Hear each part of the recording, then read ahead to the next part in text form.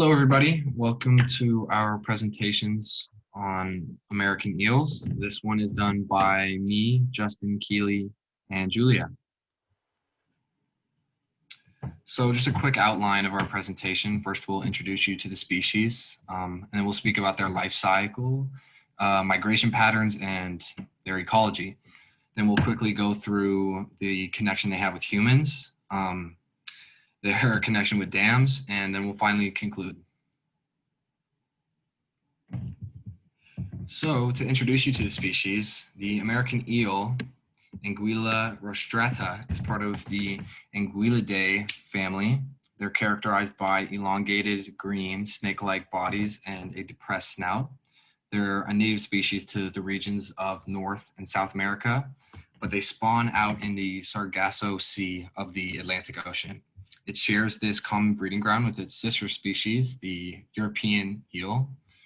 And the American eel is one of the most common fish found in the Ottawa River, making up for about half of the biomass that's there. They're a very important and sacred species to the Algonquin people who traveled to fish for them during their seasonal migrations into fresh waters of North America. This is very significant when describing the species' environmental history. There are 7 stages of an American eel's life: the egg, the leptocephalus, the glass eel, the elver, the yellow eel, the silver eel, and spawning. Young American eels take anywhere between 10 to 25 years before they reach maturity. Nearing the end of this cycle, the American eel will come to complete their life cycle by migrating towards the Sargasso Sea. Once in the Sargasso Sea, they will spawn planktonic eggs and die. After the matured adult American eels finish spawning the next generation of eels, they will die. What is important to highlight is that unlike many other species, age plays no significant role when it comes to reaching a reproductive stage. For the American eel, each individual becomes able to reproduce once it reaches a mature size. Now on to migration. Much of the migration that newly spawned eels undertake is still shrouded in mystery. It should be noted that since the early 20th century, many suspected that the American eel's spawning grounds were the Sargasso Sea. However, strangely enough, no adult eels were ever caught or found within the region. It would not be until 2015 that Canadian researchers from the University of Laval would come to confirm that American eels migrate to the Sargasso Sea definitively. After the findings in 2015, it became scientifically proven that American eels do migrate from the fresh waters they inhabit in North America along the North American coastline until they reach the Sargasso Sea. Similarly, the newly spawned leptocephalus would undertake a similar journey where they would leave the Sargasso Sea through ocean currents and head towards North America. To develop past their leptocephalus state, they must reach coastal waters along the North American coast within a year. This falls in line with research done by many researchers in the late 20th century who have estimated that American eel larvae still is in the open ocean from somewhere between 7 to 15 months. The large discrepancies between researchers' estimates is due to technological constraints and the many mysteries which still surround the American eel. As such, should the freshwater rivers, lakes, and other bodies of water in North America come to be obstructed or impassable, the migration that the eels must undertake would be hindered. The full journey that the developing leptocephalus and glass eels take is well over 3,700 miles and has been noted to potentially take them many years to complete. Once within the freshwaters of North America, this is not the end of their migration. It has been documented that there are several seasonal migrations or secondary migrations which take place. Such migrations serve several purposes for the American eel. It allows the eels to recolonize habitats left vacant by other eels. It allows small eels to move to their preferred habitat, and it distributes eels over an extensive longitudinal gradient. Now on to ecology. In the larvae stage of their development, in large part it has been noted that an anguillid's diet includes a variety of zooplankton.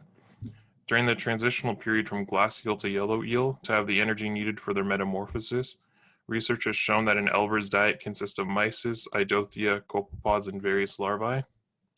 As the elvers begin to migrate into fresh water, remains of insects, copepod, and fish have been documented to be found within their guts.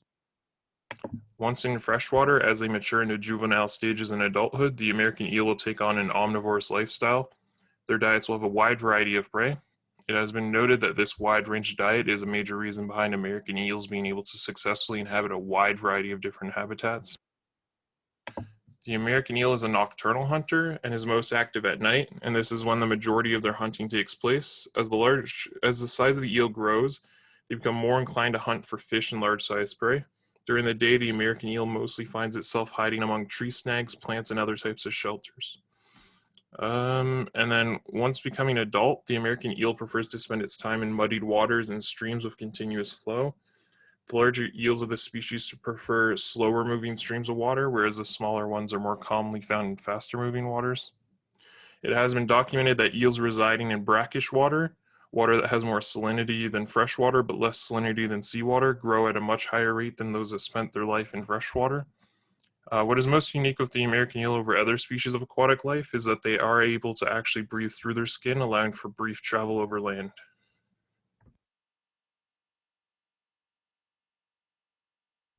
The American eel and humans. The American eel's history as a species involves many different people, especially when studied alongside with her sister species, the European eel. As a result, there is a change in their historical narrative depending on where in the world you are looking. In Japan, eels are seen as a hot commodity for consumption. In fact, the Japanese eel was so overfished that they began to rely on the American eel for consumption. In 2012, eel fishers in Maine were selling eels for up to $2,600 a pound and making over 100,000 US dollars a day in this seemingly gold rush for eels. In North America, on the other hand, eels are viewed to be somewhat icky. People see them as bait rather than something to be fished.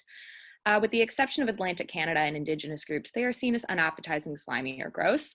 A similar trend can be seen in New Zealand with their Indigenous population as well. The eel was a very important food source to the Indigenous people, but for the rest of the general population, not as much. Today, eels are primarily consumed in the form of sushi, and very rarely do we see people voluntarily consuming eel meat as a regular meal. European eels, on the other hand, are particularly mentioned a lot in folklore songs, poetry, art, etc. In Ireland, they're viewed particularly negatively because St. Patrick banished banished snakes in the 5th century, and eels are often compared to snakes. Because of their resemblance to snakes as well, there is a strong connection to Catholicism. Eels are similar to snakes, which connects to the original story of Adam and Eve in the original sin, and there was a strong association of eel fisheries with religious abbeys in medieval and post-medieval times. Furthermore, eel meat was used as a food for religious observance and fasting, again reflecting their importance to the Catholic tradition throughout history. Denmark was a very important country on pioneering eel research. Johannes Schmidt was the first to identify their spawning area in the Sargasso Sea in the early 1900s, and today scientists are still using his research to continue to track eel migration patterns. Today they are now considered a traditional dish and a popular tradition in Scandinavian events. There's eel festivals along the coast. This is something we would rarely see in North American society, except again with the exception of Indigenous groups or possibly on the Atlantic coast. Overall, there is a dramatic change in narrative in the history of the American eel based on geographic location.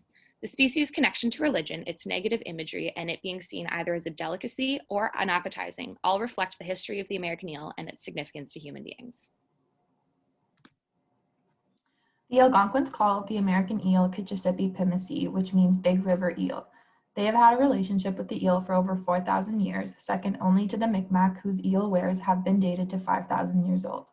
To the Algonquin, the eel is a prayer carrier of the waters and a particularly powerful one as it travels through both fresh and salt waters.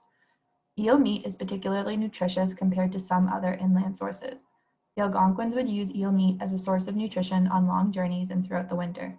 In addition to its use as food, eel skin was used for binding and bandages. Some of the eel's organs were used as medicine and paint, and bones were used for tools and arrowheads. During sacred ceremonies like that which occurred at Chaudray Falls, eels along with tobacco were offered to the creator to bring good fortune for hunting and fishing trips. The installation of dams like the one seen at Chaudray Falls not only impacted the Algonquin peoples, but also many migrating fish and eel populations. Approximately 98% of the American eel population in the Ottawa River Basin has collapsed due to the installation of many hydroelectric dams. An estimated 200-kilometer range of American eel habitat is now blocked.